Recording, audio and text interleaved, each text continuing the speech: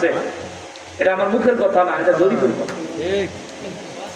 মুসলমানেরা রে, আমার প্রিয় নবীর উম্মতেরা রে, আমি আর আপনি সারা জীবন যত কষ্ট করি, সারা জীবনের পরিশ্রম গুলি যদি এক জায়গায় জমাই, একজন মা একটা সন্তান জন্ম দেওয়ার সময় যে পরিমাণে কষ্ট করে, ওই কষ্টের সমতুল্য কখনোই হবে না, হবে না, হবে না।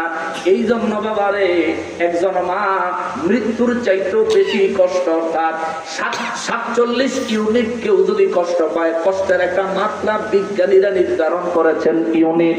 এই ইউনিট দিয়া মানুষের যাচাই করে দেখেছে, একটা মানুষের শরীরে যদি 47 ইউনিটের আঘাত একসাথে লাগে, কষ্ট একসাথে পায়, ওই মানুষটা সঙ্গে সঙ্গে মারা যায়। কিন্তু একজন মায়ের আল্লাহ এমন ধৈর্য শক্তি দিয়েছেন, 57 ইউনিট কষ্ট সহ্য করার পরেও, একসাথে শরীরের 20টা হাড্ডি ভাঙ্গা দেওয়ার মতো কষ্ট সহ্য করার পরেও, একজন মা একটা সন্তান জন্ম দিয়া সন্তানের মুখ দেখলে কষ্ট ভুলে যায়। আরো জোরে বলেন সুবহানাল্লাহ। যদি সন্তানের প্রতি মায়ের ভালোবাসা না থাকতো, এত কষ্টের কারণে সন্তান জন্ম দিতে মা অস্বীকার করত।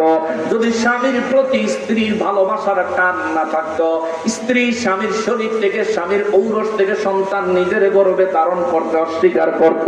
তার মানে বোঝা যায় আল্লাহ নবী বানাইছে প্রেমের কারণে, আল্লাহ নবী বানাইছেন প্রেমের কারণে, কুল কায়নাত বানাইছেন প্রেমের কারণে, কুল কায়নাতরে বাইন্দাও দিছেন প্রেমের ভিতরে।